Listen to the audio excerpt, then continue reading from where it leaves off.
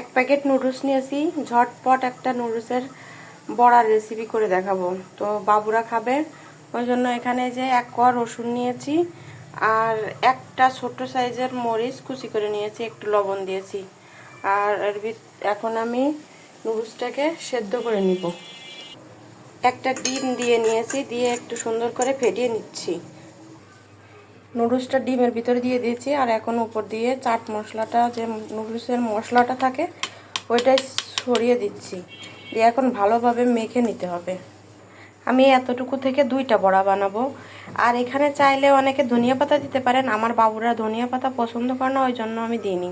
তো আমি এখানে কড়াইয়ে তেল দিয়ে দিয়েছি, আর এখান থেকে অর্ধেকটা দিয়ে দিব।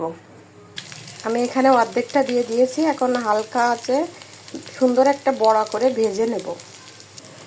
বড়াটা উল্টে দিয়েছি, দেখুন কি সুন্দর একটা রং এসছে। ফাইনালি এই যে বড়াটা রেডি।